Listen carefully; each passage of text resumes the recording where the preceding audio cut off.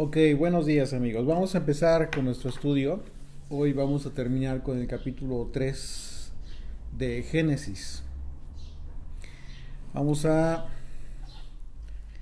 estudiar de los versículos 6, a partir del versículo 6, a la conclusión que es hasta el versículo 24 del capítulo 3 de Génesis.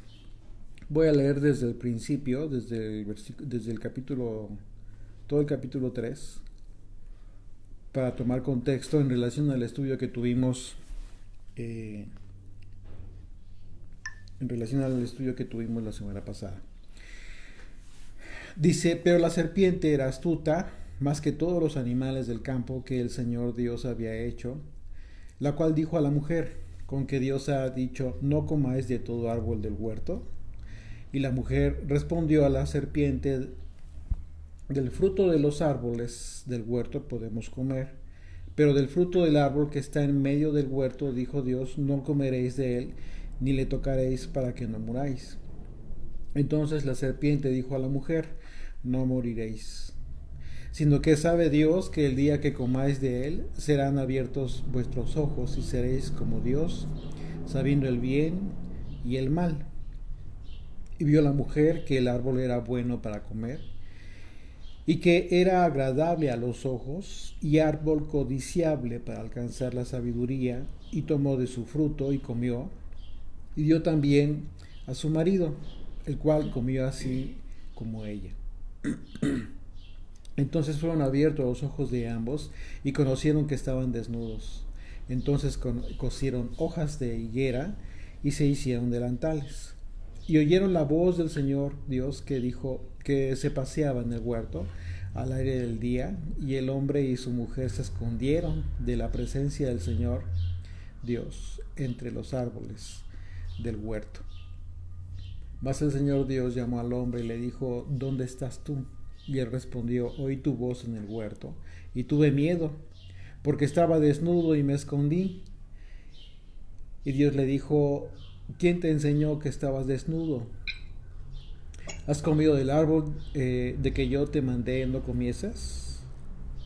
Y el hombre respondió, la mujer que me diste por compañera me dio del árbol y yo comí. Entonces el Señor Dios dijo a la mujer, ¿qué es lo que has hecho? Y dijo la mujer, la serpiente me engañó y comí. Y el Señor Dios dijo a la serpiente, por cuanto hiciste esto, maldita serás entre todas las bestias y entre todos los animales del campo. Sobre tu pecho andarás y polvo comerás todos los días de tu vida. Y pondré enemistad entre ti y la mujer, y entre tu simiente y la simiente suya. Esta te herirá en la cabeza, y tú le herirás en el calcañar. La mujer dijo, multiplicaré en gran manera los dolores en tus preñeces, con dolor darás a luz los hijos, y tu deseo será para tu marido, y él se enseñoreará de ti.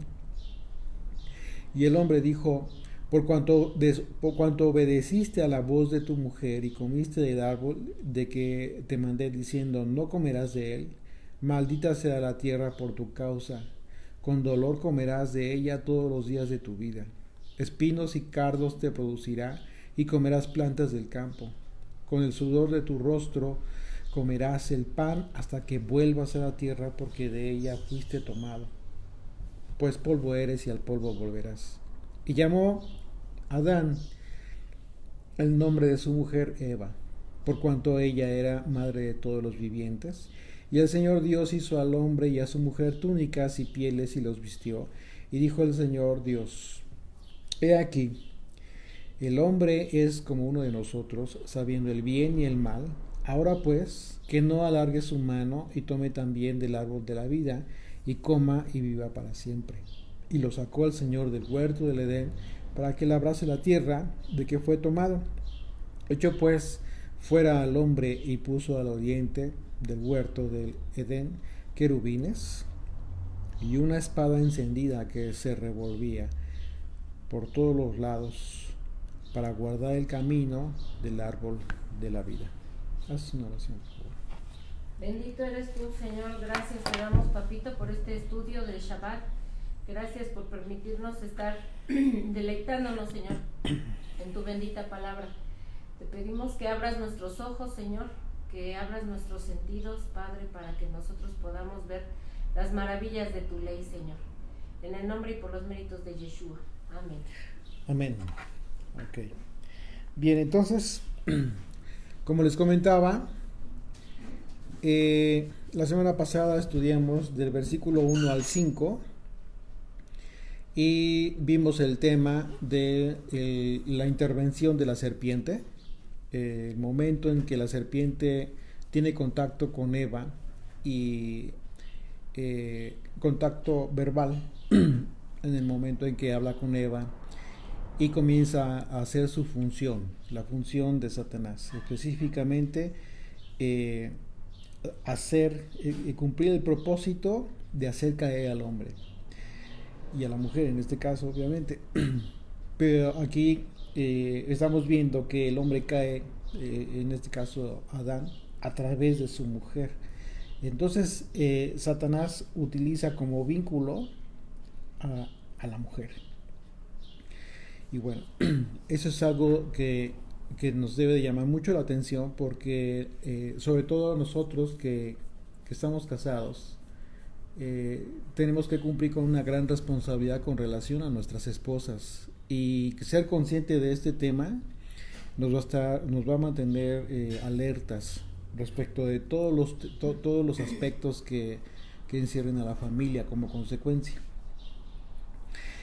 Dice versículo 6: y vio la mujer que el árbol era bueno para comer. Obviamente, después de que la serpiente le dijo a Eva, entonces la serpiente le dijo, verso 4, le dijo a la mujer, no moriréis. Aquí está la primera contradicción. Una contradicción. La serpiente dijo lo contrario a lo que aseguró Dios. Dios dijo que iban a morir si comían de ese árbol, pero la serpiente le dice a Eva, no vas a morir. Verso 5, sino que sabe Dios que el día que comáis de él, serán abiertos vuestros ojos, y seréis como Dios, sabiendo el bien y el mal. Aquí, efectivamente, le dijo una verdad, Satanás, pero lo primero que dijo Satanás fue una contradicción. Es decir, el mandamiento estaba establecido. El mandamiento ya está establecido para ti y para mí, está en la Torah. Eso es la Torah. Esto representa la Torah. La disposición de Dios acerca de lo que se podía hacer y lo que no se podía hacer, desde el principio ya estaba hecho. Así es de que tú y yo tenemos un mandamiento. De forma genérica es la Torah. Y ya sabemos a través de la Torah lo que Dios dijo que nosotros podemos hacer y lo que no podemos hacer. De tal manera que viene Satanás y te dice lo contrario.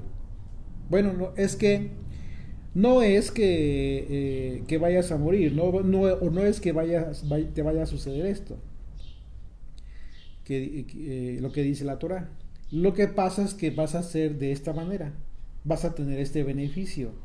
O sea, te mete Satanás una contradicción en la Torah, va en contra de la Torah, te lo expresa, pero te lo expresa de una forma agradable. Es decir, es un buen negociador. Es un buen negociador Satanás, pero en un sentido negativo, para sus propósitos, para sus fines. Y al final de cuentas te va a llevar a la bancarrota a ti. El punto es que tú tienes que tener mucho cuidado de no escuchar esa voz. Y muchas veces esa voz va a venir de un tercero, pero también muchas veces va a venir de tu propia inclinación, de tu propia naturaleza. Y es ahí donde tú debes de tener mucho cuidado. Saber discernir en qué momento ya es parte de ti lo que está queriendo justificar una mala acción. Algo que tú ya sabes de antemano que está prohibiendo la Torah. Una de las cosas muy comunes en las personas es que conocen el mandamiento, pero buscan infinidad de pretextos para eludirlo. Eso siempre ha sido y siempre va a ser. ¿Por qué? Porque es una naturaleza de la persona.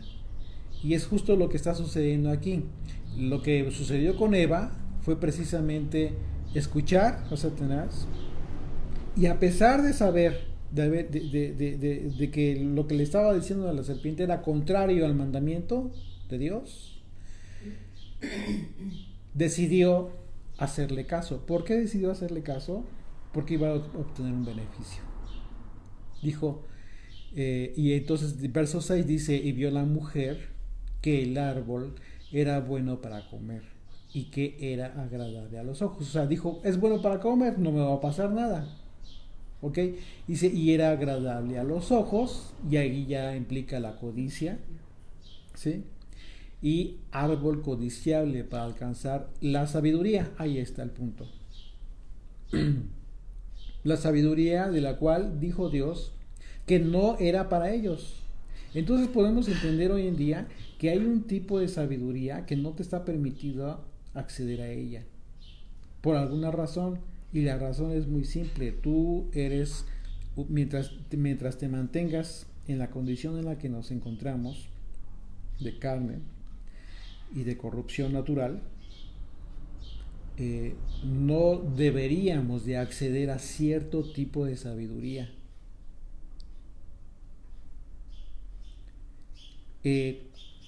Muchas veces se confunde el propósito de estudiar la Torá, estudiar la Biblia, pero ir más a fondo, y eso es lo que ha llevado al hombre a incursionar en muchos aspectos. Y efectivamente,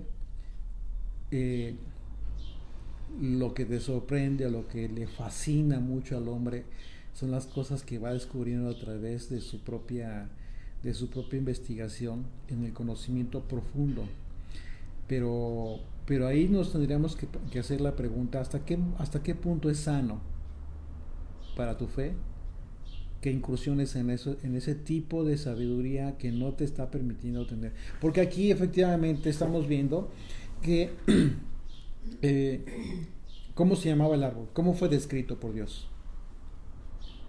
El árbol del que no podían comer, como el árbol del conocimiento del bien y del mal. Entonces no todo el conocimiento es bueno para ti. De entrada, ese es un principio básico de la Torah. Tú tienes que tener muy claro que no todo el conocimiento es bueno para ti. Hay un conocimiento ya especificado, ya establecido en el camino, que es justamente lo que te muestra la Torah. Y ese conocimiento, el conocimiento propio de la Torah, te va a hacer discernir el bien y el mal, ¿sí? Pero en el ámbito sano, en el ámbito en el que tú como hombre natural puedas todavía discernir. Porque porque estamos viendo entonces que hay un tipo de conocimiento, lo vamos a ver, se describe más adelante, hay un tipo de conocimiento en el cual, por causa de que no era bueno, de que ellos accedieran a ese conocimiento, a esa revelación, a ese tipo de revelación, fue que dijo el Señor, ahora entonces, que no alcancen del árbol de la vida, porque entonces será como uno de nosotros. El problema es que es hombre, somos naturales aún. Estos son aspectos que quizás haya que meditarlos un poco más, porque sí son delicados, son aspectos delicados. Y bueno, quienes han estudiado un poco acerca del tema de la Cábala, no que estén metidos en la Cábala, sino que sepan cuando menos los aspectos generales de la Cábala, quizás sepan de lo que estoy hablando. Hay un momento peligroso en ese tipo de conocimiento que al hombre sí le puede llegar a afectar en el espíritu. Estamos hablando de cosas espirituales. Un tipo de conocimiento que te puede llevar a la perversión, a traspasar el tipo de conocimiento que Dios te dijo, incluso Yeshua dijo que nosotros recibiéramos y que viviéramos conforme a ese conocimiento. ¿Por qué? Porque aún no es el tiempo de llegar a otro tipo de conocimiento, a otro tipo de revelación. Aún no. En fin. Dice entonces, verso 6, y vio la mujer que el árbol era bueno para comer y que era agradable a los ojos, y árbol codiciable para alcanzar la sabiduría, y tomó de su fruto y comió, y dio también a su marido, el cual comió así de ella. Como ella, perdón. En el momento mismo en que comieron del árbol que Dios les tenía prohibido, automáticamente mueren. O sea, tenemos que entenderlo de esa manera. Mueren. Y a pesar de que Eva no murió, comió y se dio cuenta que no murió. Y le dio a su marido. O sea, físicamente no murieron, pero murieron. ¿Por qué murieron? Porque la transgresión causa la muerte. La transgresión al mandamiento trae como consecuencia inmediata la muerte. Primera de Juan 3:4. Todo aquel que comete pecado infringe también la ley. Pues el pecado es infracción de la ley. Ellos infringieron el mandamiento de Dios. ¿Sí? Y dice verso 5, y sabéis que el que apareció para quitar nuestros pecados, él, o sea, hablando de Yeshua, sabéis que él apareció para quitar nuestros pecados y no hay pecado en él. Todo aquel que permanece en él no peca, todo aquel que peca no le ha visto ni le ha conocido. Entonces, el asunto es que si el pecado fue lo que trajo la muerte, y la transgresión fue lo que trajo la muerte, entonces debemos entender que la muerte de la que habló el Señor cuando les prohibió comer de este árbol era una muerte que te iba a hacer descender en el plano del plano celestial, justo como lo que sucedió en ellos. Y entonces a partir de esta transgresión, obviamente todas las generaciones, ¿sí? Iban a ser, a partir de ellos, todas las generaciones traerían ya como consecuencia el pecado original. Y como pecado original no iban a poder volver a ser jamás ninguna generación como fueron Adán y Eva en el principio, sin pecado.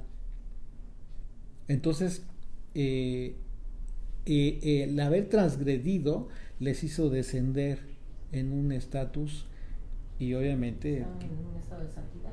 Claro, estando en un estado de santidad, descendieron a un estado de pecado. Por lo tanto, no sería correcto considerar como una analogía el hecho de que así como Yeshua murió por la esposa, ¿sí?, por Israel, que de la misma manera Adán murió por Eva. No es lo mismo, o sea, no aplica esa analogía, ya que en el caso de Yeshua, en absoluta obediencia, llevó a cabo el cumplimiento de todas las profecías relativas a la salvación y restauración de Israel, que es la esposa. Es decir, que Yeshua con su muerte le dio vida a la esposa. ¿Sí? Sin embargo, en el caso de Adán y Eva, en actitud de desobediencia, o sea, totalmente lo contrario, Adán no le dio vida a Eva, sino que por el contrario, tal y como el Señor se los había advertido, por causa de haber tomado de fruto del árbol del conocimiento del bien y del mal, murieron. Y es decir, fueron despojados de su santidad para entrar en una condición de corrupción que con el tiempo llega a la muerte natural, es decir, una segunda muerte, pero ya en el aspecto físico. Sí, dice acá Rocío, perdieron la gloria que tenían y fueron separados de la presencia divina. Así es.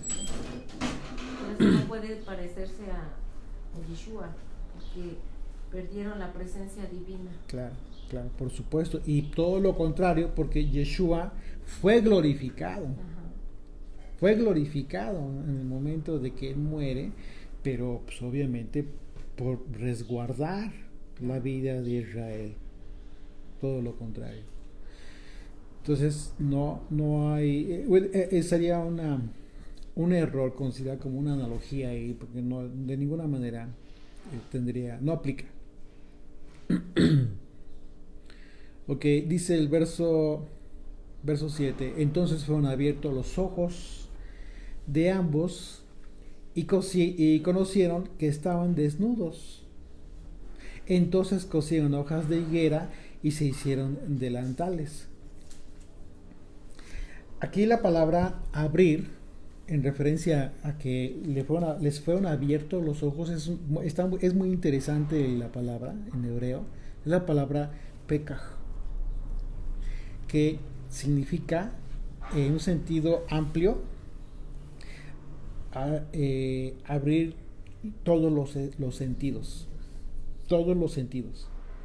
Eso significa entonces que no tenían todos los sentidos abiertos.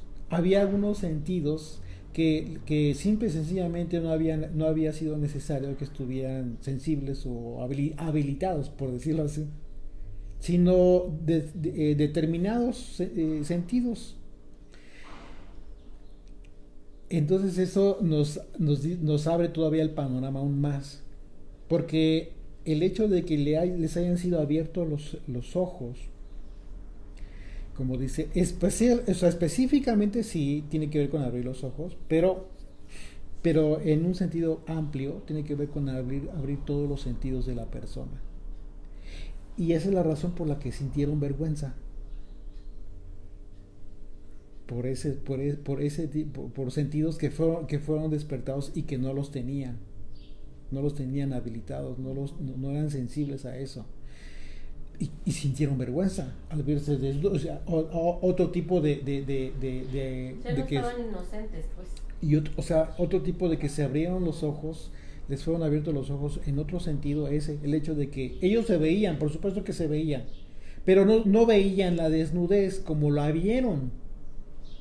O sea, probablemente se veían tal cual, pero no había ese sentido, no tenían ellos ese sentido de la vergüenza despertado.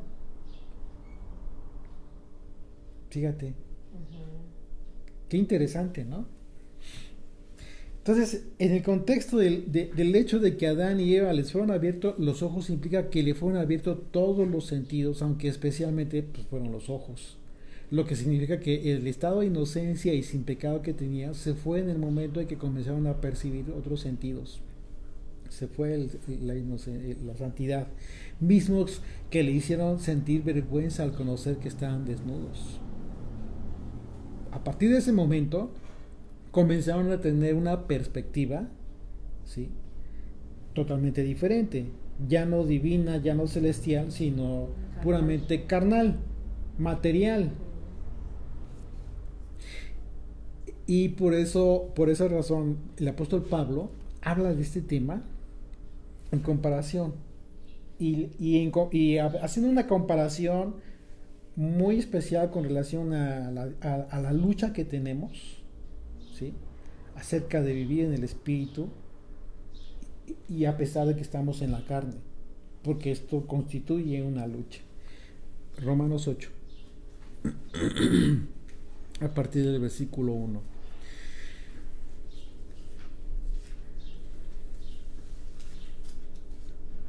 ¿Ya? Ok, dice, ahora pues, ninguna condenación hay para los que están en el Mesías, Yeshua, los que no andan conforme a la carne, sino conforme al Espíritu. O sea, ¿qué es la condenación? Es la acusación por el pecado, por la transgresión natural que traemos desde el origen, desde que nacemos. Es algo natural que ya traemos.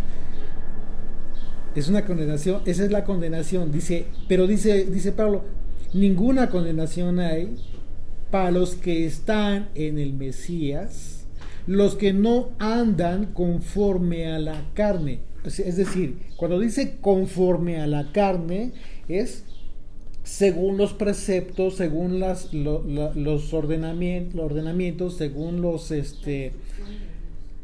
perdón, no, los que andan conforme a la carne son los que no andan conforme a la instrucción de Dios. Todo lo contrario, los que andan conforme te lo dice el mundo que debes de vivir. Cualquier cosa que se te ocurra, que venga a tu mente, que te digan o que te esté diciendo, tú debes vivir de esta manera. Por ejemplo, hoy en las escuelas a los niños les están enseñando una serie de perversidades que con relación al género, ¿sí? Y totalmente distorsionado incluso del sentido común. Ya a los niños les dicen, puedes venir con tu vestido, a un niño varón, o al revés, ¿no? O sea, ya no hay problema por eso. Y eso en las escuelas se está autorizando a nivel oficial. Eso tiene que ver con lo que está diciendo el mundo. Entonces mucha gente dice, bueno, es que es la libertad. Es la libertad que tienen las personas. O sea, es la libertad que te da el vivir conforme a la carne. Eso y todo lo demás. O sea, todo lo que se te pueda ocurrir en ese sentido, que va en contra totalmente de los preceptos divinos, de los principios divinos. Entonces, dice, pero no hay condenación en ti por cuanto que andas en el Mesías y no conforme a esas disposiciones. Dice verso 2, porque la ley del Espíritu de vida en el Mesías, Yeshua, me ha librado de la ley del pecado, de la muerte, de la transgresión. Porque lo que era imposible para la ley, por cuanto era débil por la carne, Dios, enviando a su Hijo en semejanza de carne, de pecado, y a causa del pecado condenó al pecado en la carne. ¿Ok? Para que la justicia de la ley se cumpliese en nosotros, que no andamos conforme a la carne, sino conforme al Espíritu.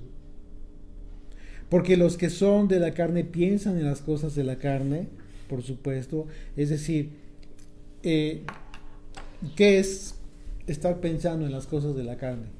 Pues estar pensando todo el tiempo en andar, sobre todo en andar,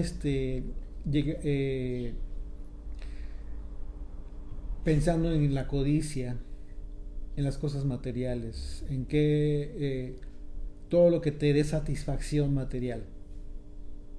Cualquier cosa que se te ocurra, un carro nuevo, ropa nueva, una casa más grande, no sé, cualquier cosa puede ser.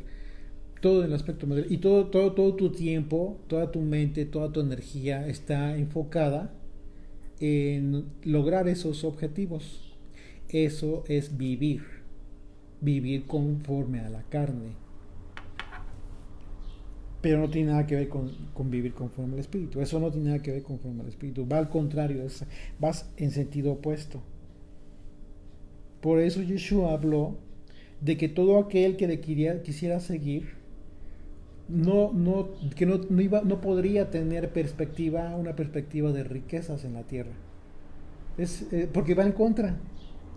Precisamente por los principios bajo los cuales se rige el mundo, vivir en el Espíritu es totalmente lo opuesto.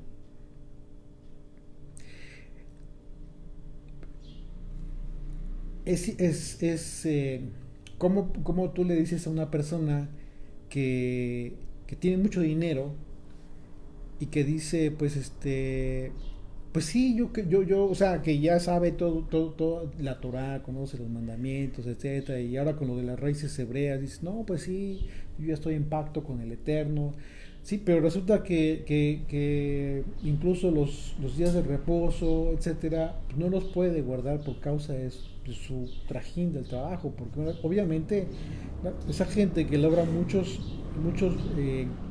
que logra mucho beneficio económico, está en su tiempo al 100%. O sea, no tienen descanso incluso en ocasiones. Eso es vivir conforme a la carne. Pero, ¿cómo le dices tú, pues si estás viviendo en el espíritu? ¿O cómo podría pensar esta persona que está viviendo en el espíritu cuando su vida está totalmente volcada a ese aspecto, al aspecto material? ¿Es difícil? Sí, sí es difícil. No es fácil. Y tomar decisiones drásticas de cambiar vida, no es fácil. Pero es algo precisamente que no se logra a través de la convicción propia del hombre. Es por esa razón que la conversión verdadera la hace el Espíritu de Dios. El Espíritu de Dios es el único que hace que el hombre y la mujer hagan cosas totalmente sorprendentes, que dejan con el ojo cuadrado a cualquiera. Pueden dejar hacer un giro total en su vida con el único propósito de agradar a Dios, sabiendo que efectivamente tienen que cambiar aspectos de sus vidas. Y sí, a lo mejor ya no vas a tener, como en la película, a lo mejor ya no vas a tener un helicóptero propio, lo vas a tener que compartir con otra familia. Pues hazlo, ¿no? Al final de cuentas, si ya entendiste de qué se trata, cuál es el verdadero propósito de tu vida y hacia dónde vas, hacia la vida eterna, pues yo creo que vale la pena. Pero eso ya es decisión de cada quien. Ok. Dice verso 8 de Génesis 3. Regresamos a Génesis 3. Después de que se cosieron delantales llenos de vergüenza por su transgresión. Verso 8. Y oyeron la voz del Señor Dios que se paseaba en el huerto al aire del día. Y el hombre y su mujer se escondieron de la presencia del Señor Dios entre los árboles del huerto.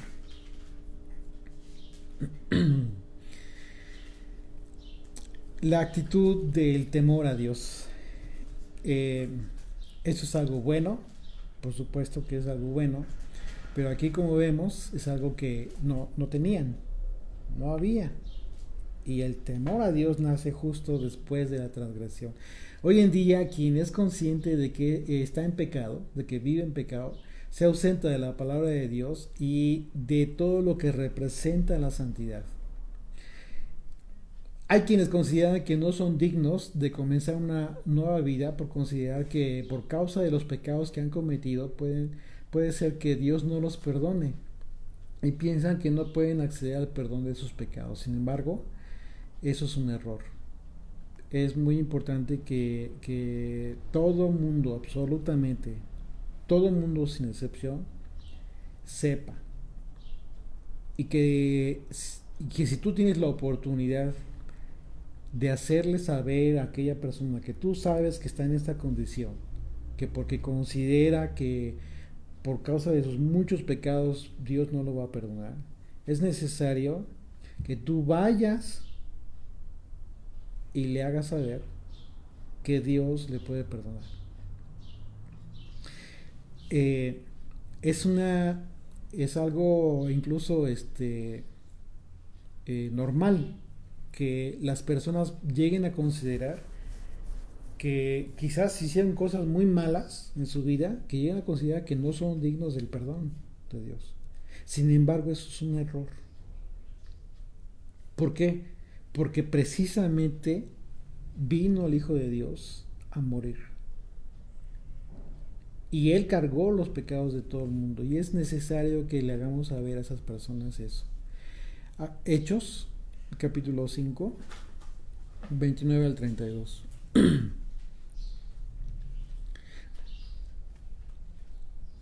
Respondiendo Pedro y los apóstoles dijeron: es necesario obedecer a Dios antes que a los hombres, porque les estaban exigiendo los líderes judíos, religiosos, a los apóstoles de Yeshua, que ya no hablaran de Yeshua.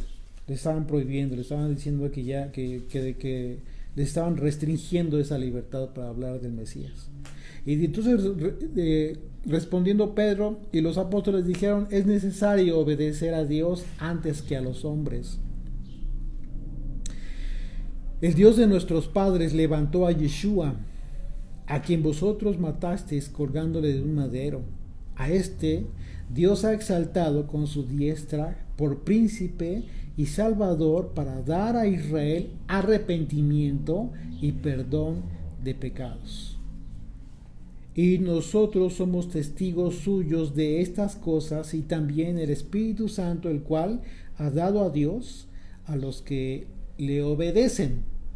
Entonces, ¿qué es lo único que le tienes que decir a aquella persona que tú conozcas que está en esta condición? Porque es una condición triste.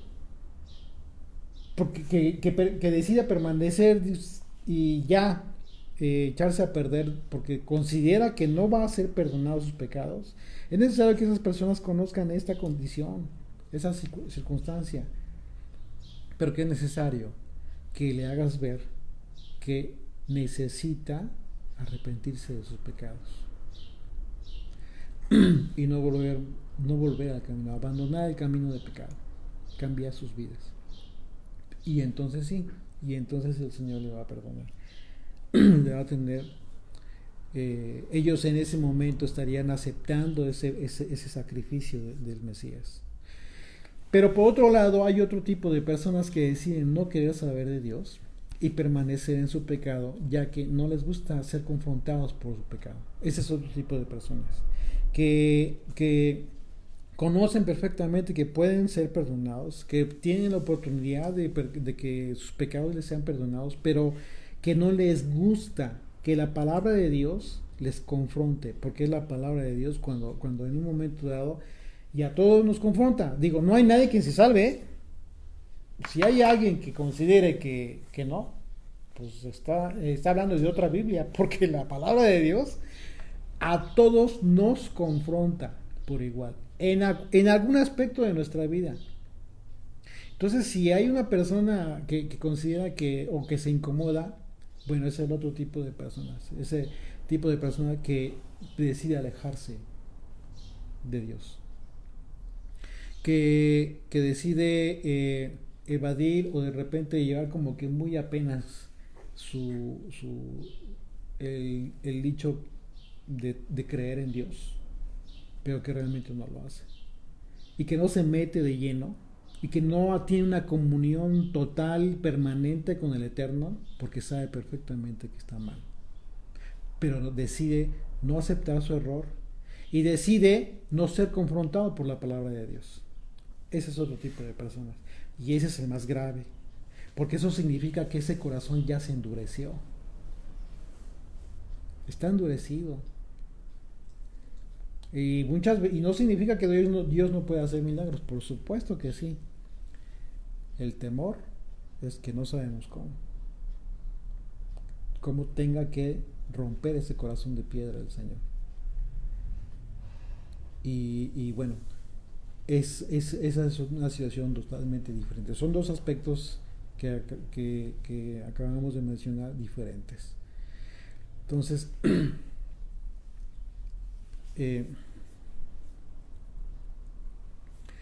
dice versículo 9 de Génesis. Regresamos a Génesis, por favor. Mas el Señor Dios llamó al hombre y le dijo: ¿dónde estás tú? Y él respondió: oí tu voz en el huerto y tuve miedo, porque estaba desnudo y me escondí. Y Dios le dijo: ¿quién te enseñó que estabas desnudo? ¿Has comido del árbol que yo te mandé no comieses? Y el hombre respondió: la mujer que me diste por compañera me dio del árbol y yo comí. Echándole la culpa a la mujer. Fíjense qué interesante. Si como Adán le echó la culpa, si yo en un momento dado, por mis transgresiones, le echara la culpa a mi esposa de las cosas que yo hago mal, ya sea por desobediencia o por descuido, en realidad estoy asumiendo yo mismo la culpa. O sea, es algo absurdo, tonto. Sobre todo en el caso de Adán. Porque no es una persona ajena. Fue tomada de su carne. Hueso de mis huesos, carne de mi carne. Entonces, el hecho de echarle la culpa a la esposa es totalmente absurdo. Totalmente absurdo. El trabajo del hombre siempre debe ser de ver por su esposa, por su mujer.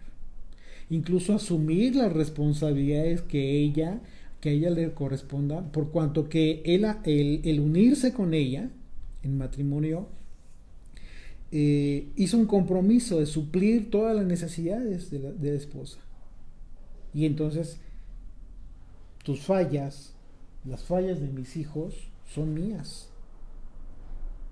¿Sí? O sea, yo tengo que tener muy claro eso. Yo me acuerdo de un amigo que en ocasiones decía eso.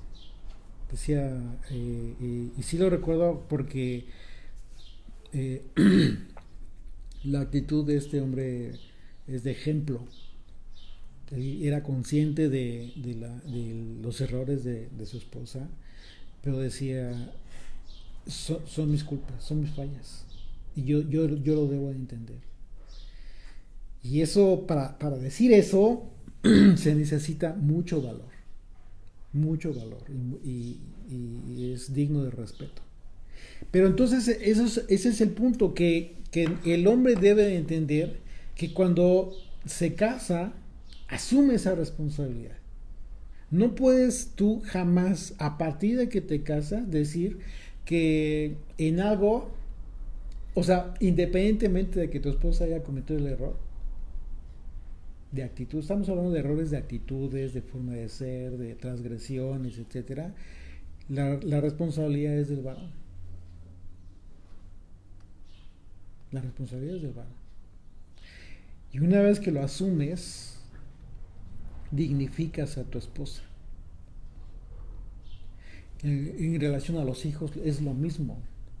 O sea, si los hijos vivieron contigo, han vivido contigo toda su vida, ¿cómo puedes decir que de repente pues no tienes la culpa de cómo sean? Pues claro que no. Vivieron contigo, tú los educaste, no vivieron en la casa del vecino. Algo te falló.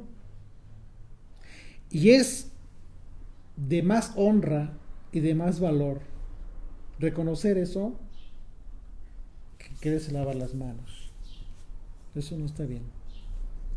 Por eso el Señor a todos los hombres, a todo varón, nos hace sacerdotes de nuestra casa, porque tenemos la autoridad, Él nos ha puesto por autoridad.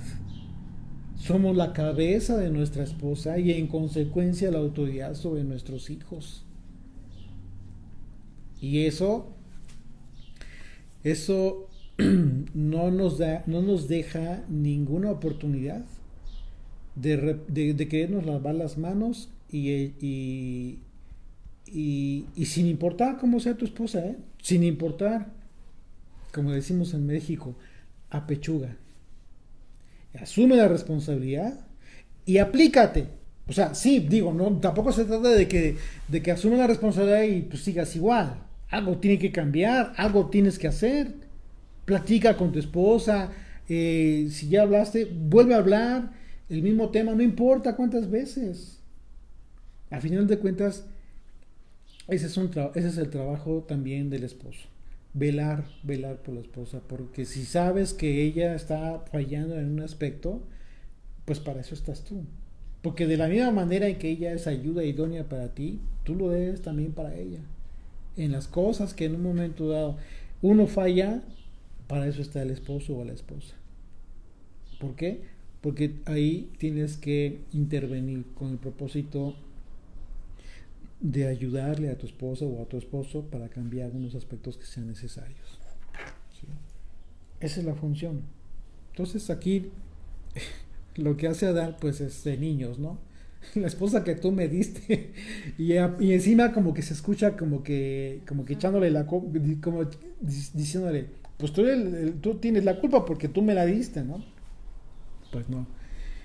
Realmente la culpa, a final de cuentas, al decir que era de Eva, pues es de él mismo. Verso 13. No. Ok. Ajá, verso 13. Entonces el Señor Dios dijo a la mujer, ¿qué es lo que has hecho?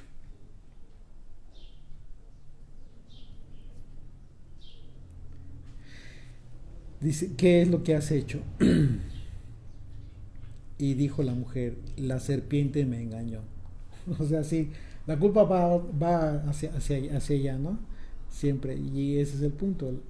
La serpiente me engañó. Realmente es una actitud natural.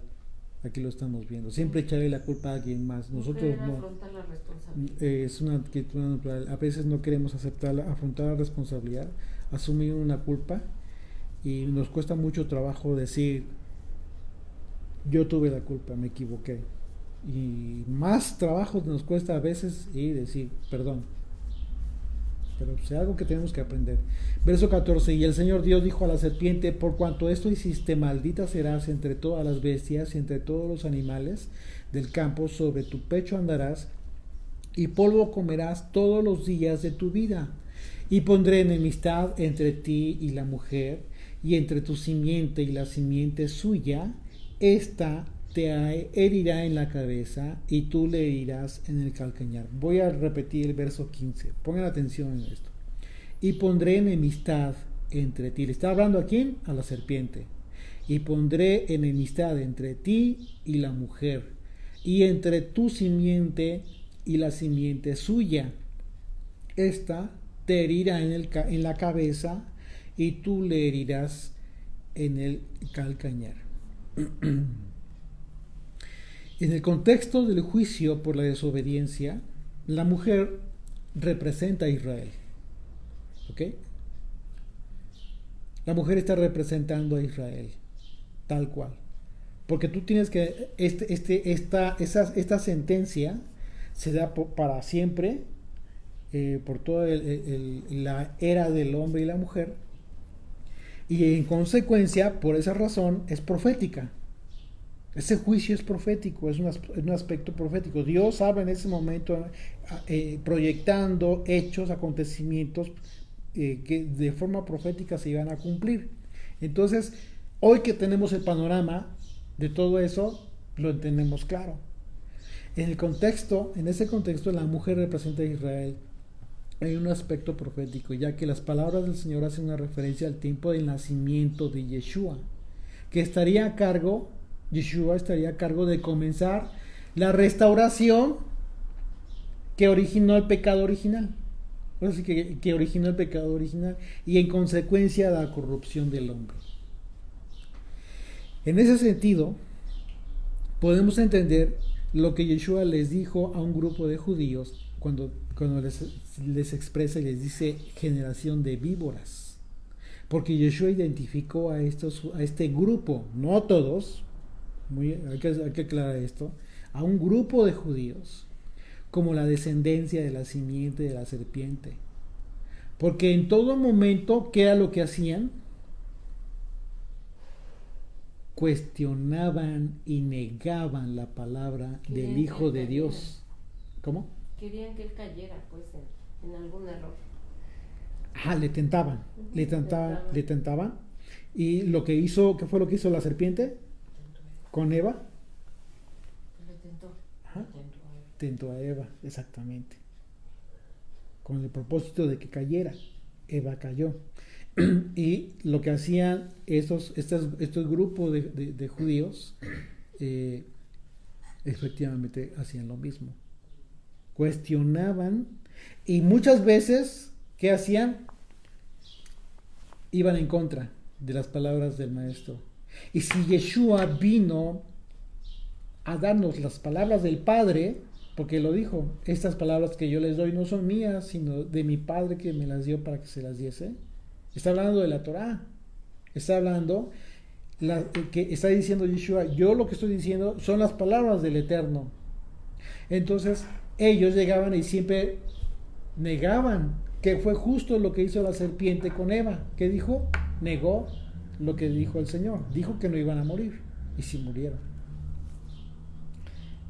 Entonces, esto era lo que hacía este grupo de judíos. Acompáñenme a Mateo 12 para ver más o menos el contexto.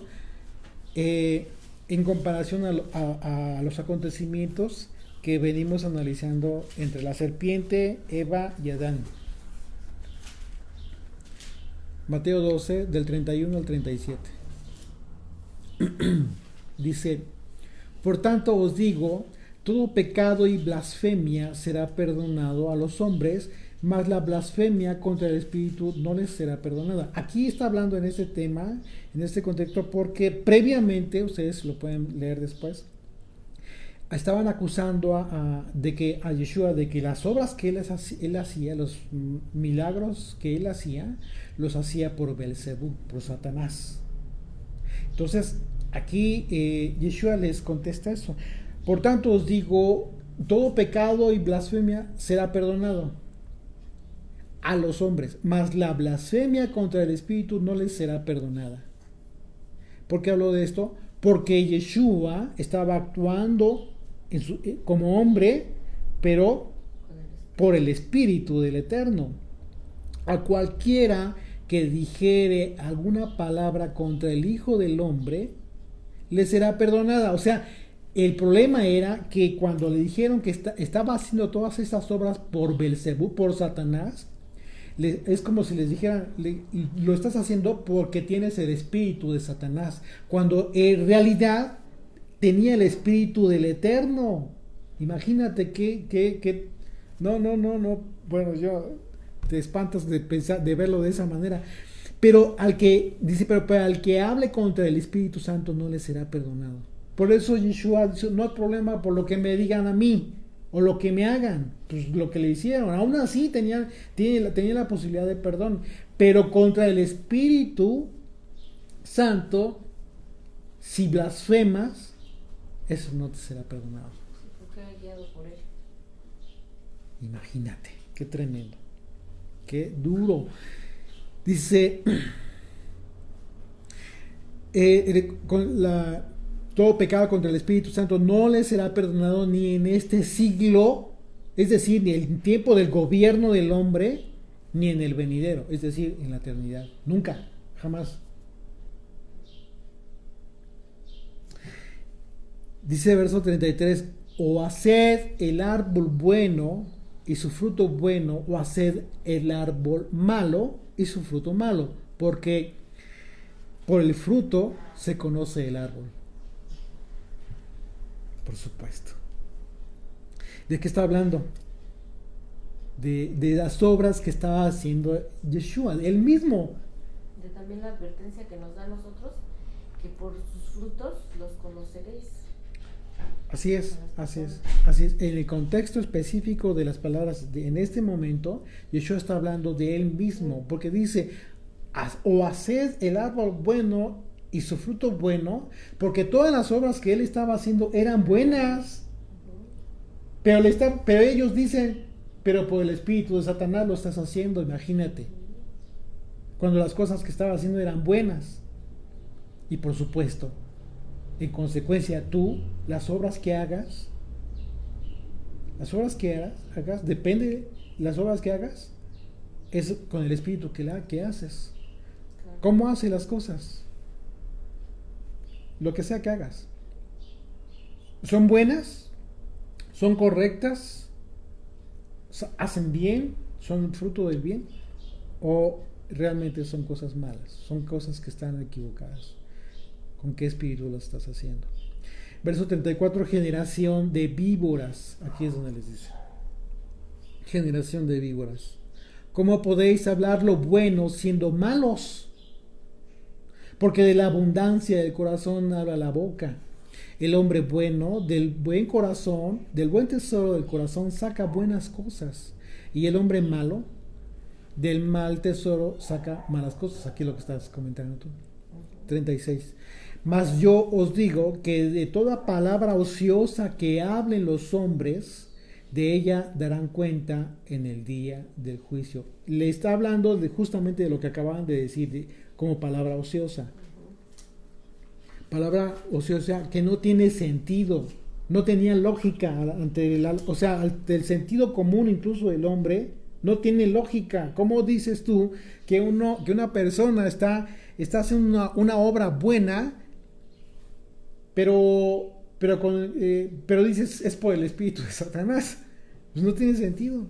Verso 37, porque por tus palabras serás justificado y por tus palabras serás condenado. Entonces, esto está muy, muy tremendo, porque cuando Dios habló de la simiente de la mujer, ya en el otro sentido,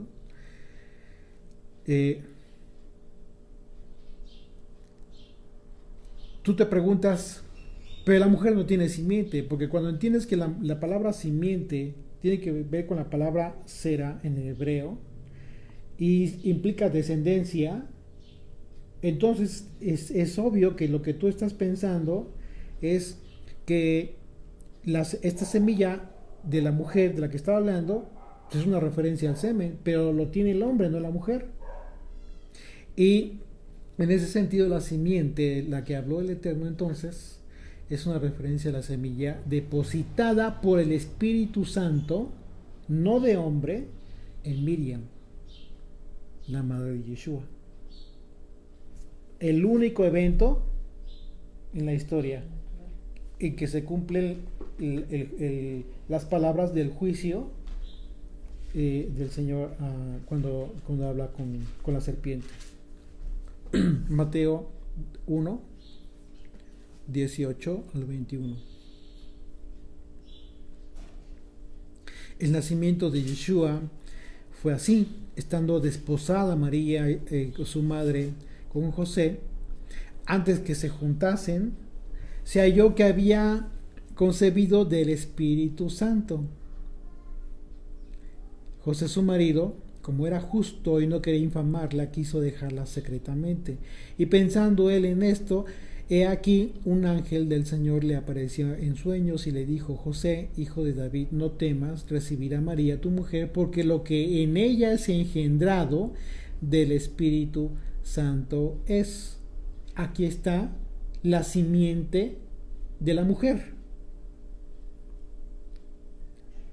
Y dará a luz un hijo y llamará su nombre Yeshua, porque él salvará a su pueblo de sus pecados.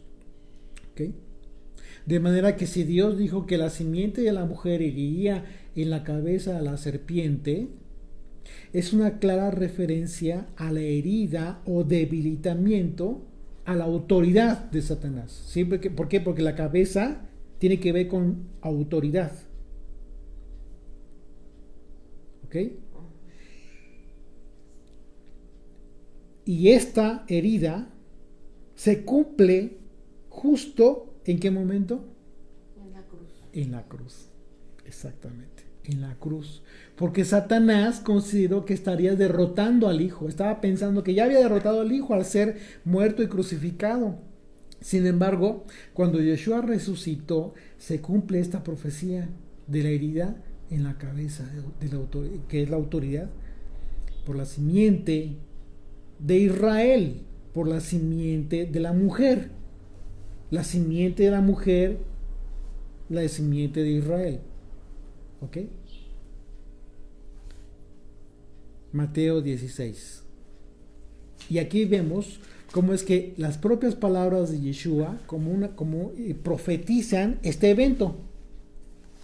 Están anunciando que ya estaba derrotado Satanás. Una herida en la cabeza te derrota. O sea, porque el juicio del Señor, cuando dice te herirá en la cabeza, la simiente de la mujer, te derrotará, te quitará la autoridad. ¿Sí? Cuando dice cabeza, la herida en la cabeza es una herida en la autoridad, te va a quitar la autoridad. Y aquí vemos cómo las palabras de Yeshua profetizan este momento en que a Satanás se le quitaría la autoridad en los hijos de Israel, en los hijos, ojo, respecto de los hijos, pero no del mundo. No hay que confundir, son dos aspectos diferentes, ¿ok? Mateo 16, del 13 al 20. Viniendo Yeshua a la región de Cesarea de Filipo, preguntó a sus discípulos diciendo: ¿quién dicen los hombres que es el Hijo del Hombre?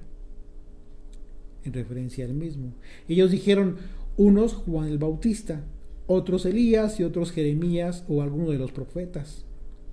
Él les dijo: ¿y vosotros, o sea, los discípulos, mis discípulos, quién decís que soy yo? Respondió Simón Pedro, dijo: tú eres el Mesías, el Hijo del Dios viviente. Entonces le respondió Yeshua: bienaventurado eres Simón, hijo de Jonás, porque no te lo reveló carne ni sangre, sino mi Padre que está en los cielos. Y yo también te digo que tú, Pedro, Kefa, piedrecita, le está diciendo, tú que eres una piedrecita, y sobre esta roca, refiriéndose a él, sobre esta roca edificaré mi iglesia, de muchas piedrecitas como tú, ¿okay? Y las puertas del Hades no prevalecerán contra ella. ¿Contra quién? Contra la iglesia, contra los hijos, a eso me refería. Por supuesto que el mundo, que Satanás está sobre el mundo y gobernando las autoridades de las naciones, pero sobre los hijos ya no, a partir de Yeshua. Esa es la gran diferencia. Entonces, por eso aquí está profetizando el momento en que se iba a cumplir. Dice, ya como piedras como tú, será edificada mi iglesia. Y entonces tiene toda la conexión con la destrucción del templo de Jerusalén. Ya no piedras sobre piedras, ya no construcciones. ¿Por qué? Porque tú eres una piedra, tú eres otra piedra, tú eres otra piedra. Yo soy, nosotros somos piedras vivas, somos como Pedro, Kefas, ¿sí? Que estamos construyendo el tabernáculo caído de David. Entonces tiene todo el sentido. Y sobre nosotros las puertas del Hades ya no prevalecen. Amén. La autoridad de Satanás fue derrocada. Le dio en la cabeza. Él, el Mesías, lo hirió en la cabeza. Le quitó la autoridad sobre nosotros. Entonces aquí se está cumpliendo también el juicio del Señor. Ahí en Génesis, cuando le da la sentencia a la serpiente. Ya, ok. Por otro lado, la forma en que la serpiente heriría en el calcañar a la mujer, porque ese es otro aspecto también bien interesante. Esto se deduce del propio concepto hebreo de la palabra calcañar. Tomen sus notas, ¿eh? El calcañar es el talón. Literalmente significa talón en el hebreo. Esto tiene relación con el momento previo al nacimiento de Jacob. Fíjense, pongan atención, ya que en el vientre de Rebeca, ¿qué fue lo que sucedió? Pues Saúl le agarró el talón. Estaban peleando Esaú por quién iba a nacer primero. Fíjate, Génesis 25, 21, 26. Vamos a recordar ese evento, está interesante. 25, ¿qué? Del 21 al 26. Y oró Isaac al Señor por su mujer, que era estéril. Y lo aceptó el Señor y concibió Rebeca su mujer, y los hijos luchaban dentro de ella. Y dijo, si es así, ¿para qué vivo yo? Y fue a consultar al Señor. Y le respondió el Señor, 2 naciones hay en tu seno, y 2 pueblos serán divididos desde tus entrañas. Y un pueblo será más fuerte que el otro pueblo, y el mayor servirá al menor. Cuando se cumplieron sus días para dar a luz, fíjate, he aquí había gemelos en su vientre. Y salió el primero rubio y era todo velludo como una pelliza, y llamaron su nombre Esaú. Verso 26. Después salió su hermano, trabada su mano en el calcañar de Esaú, y fue llamado su nombre Jacob. Y era Isaac de edad de 70 años, de 60 años cuando ella los dio a luz. Entonces, ¿por qué le pusieron Jacob? ¿Por qué crees que le pusieron Jacob? Porque Jacob significa, la palabra Jacob en el hebreo, que significa literalmente el que toma por el talón.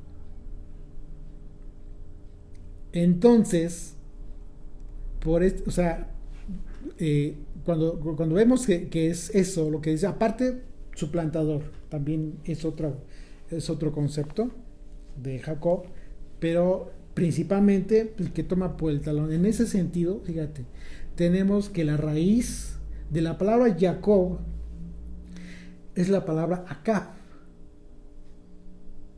en los dos, ¿sí? Tanto calcañar como la palabra Jacob es la misma raíz, Acab, que también tiene que ver con atrapar por el talón. De lo anterior podemos deducir que la referencia al juicio que la serpiente diría a la mujer en el calcañar es a Israel. Significa que Satanás estaría hiriendo a la descendencia de Jacob, a Israel, a la de su descendencia, que es justo lo que está pasando. Exactamente, como consecuencia del juicio. Está interesante, ¿no? Sí. Verso 16 de Génesis 3, regresamos a Génesis.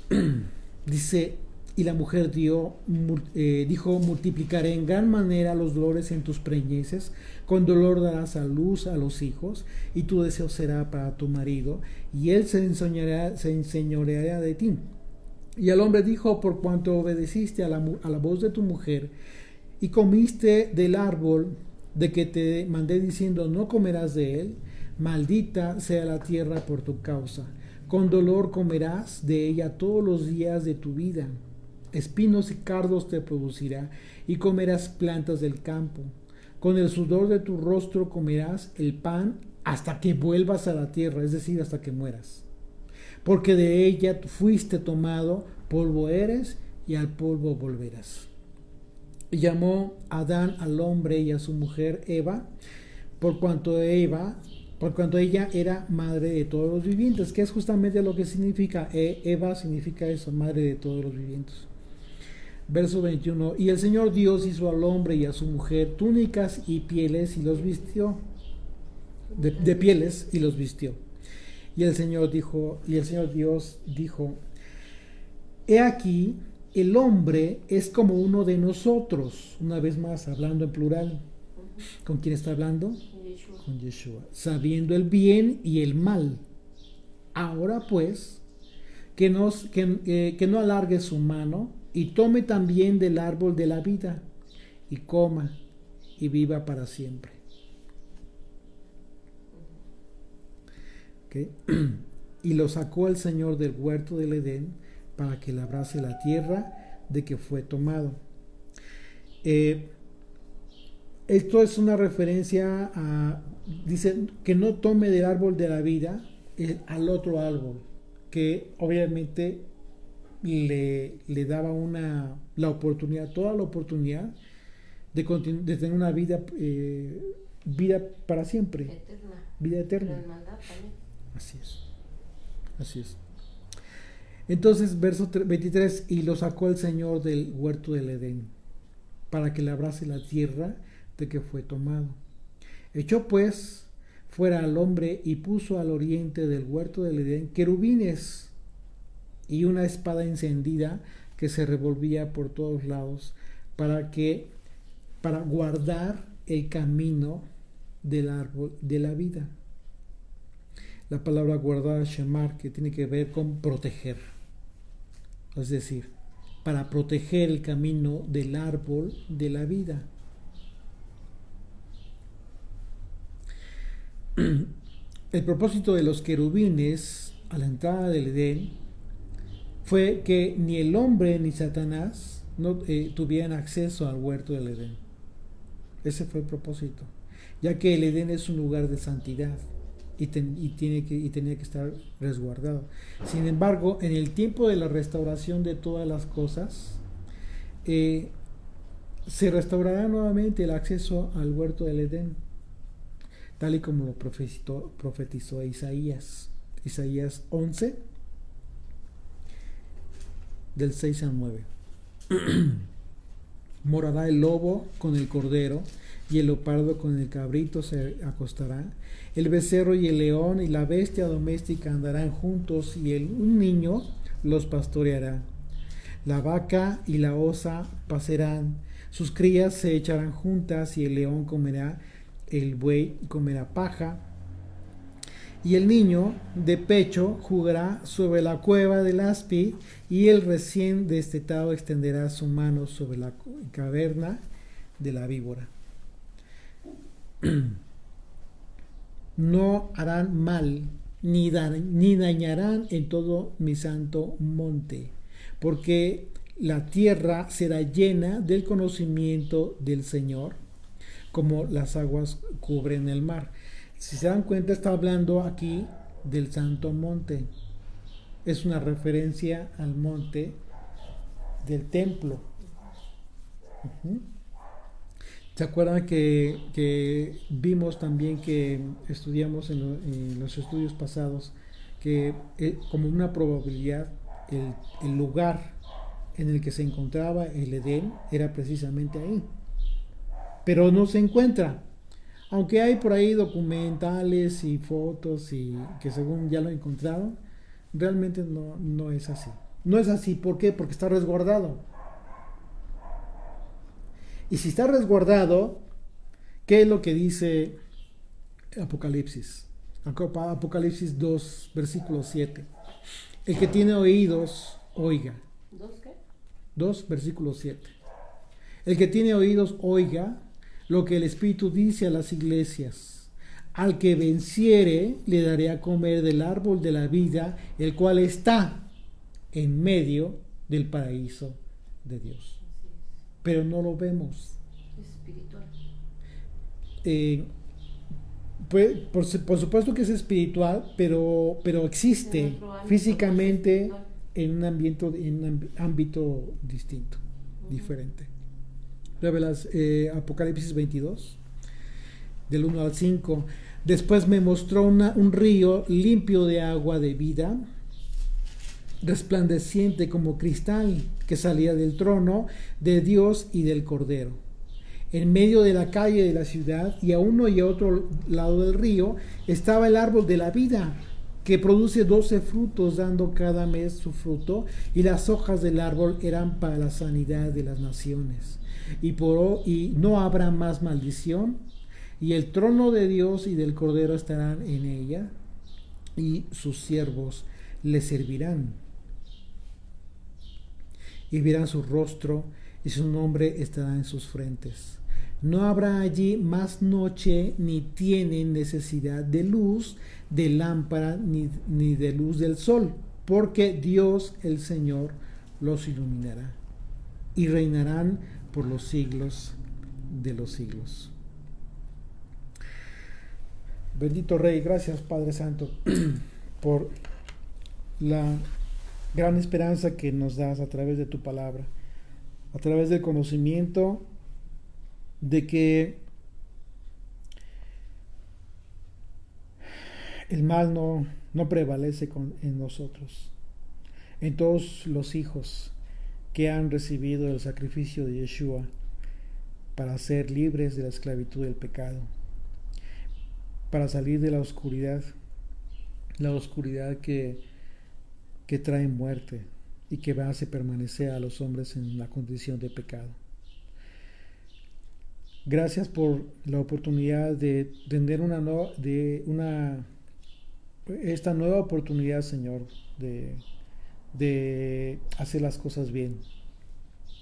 Aceptamos, por supuesto que aceptamos con mucho gusto la oportunidad de restaurar en esta vida física aún aquello que se echó a perder, como una gran enseñanza de lo que causa la desobediencia y la soberbia, y el anhelo del conocimiento al cual no tenemos acceso, Señor, por causas divinas y por causas que solamente en tu sola potestad has decidido que el hombre no acceda, Señor. Gracias porque nos das la oportunidad de tener en esta palabra, la palabra escrita y en las palabras del Maestro de Yeshua, lo que necesitamos para vivir, para ser mejores y para perfeccionarnos en este mundo, Señor. Porque si con estas palabras apenas nos alcanzaría la vida para conocerlas todas, ¿cómo podríamos codiciar aún más otro tipo de conocimiento? Ese tipo de conocimiento que tiene que ver con la codicia por el conocimiento del bien y del mal, no es bueno para nosotros. Ya lo entendimos, Señor. Permite que lo discernamos y que lo asimilemos en nuestro espíritu. Que aprendamos a conformarnos con la simpleza y con la sencillez que tú nos has dado en tu palabra, porque en esa simpleza y sencillez también hay una gran profundidad y gran sabiduría. La sabiduría que nosotros necesitamos para que tú nos engrandezcas, Señor. Pero por cuanto hemos entendido que la actitud en el querer aprender de ti es lo que más cuenta.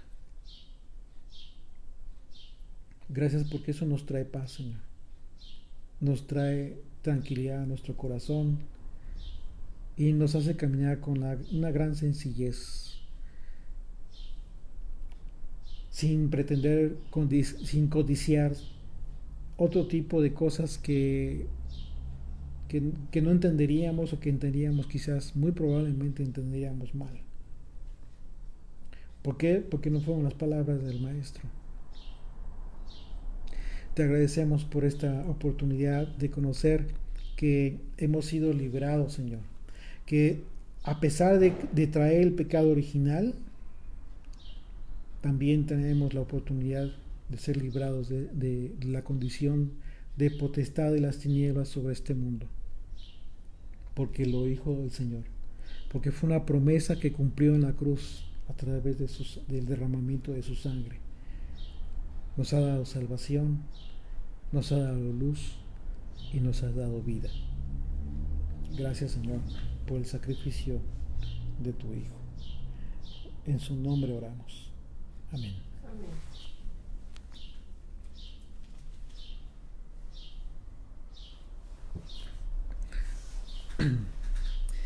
Ok, amigos de Facebook, si gustan, los esperamos en el cuestionario, que también va a estar muy interesante, de preguntas y respuestas de Telegram. Por ahí tienen ya el link para que accedan a Telegram. En un minuto iniciamos nuestro cuestionario.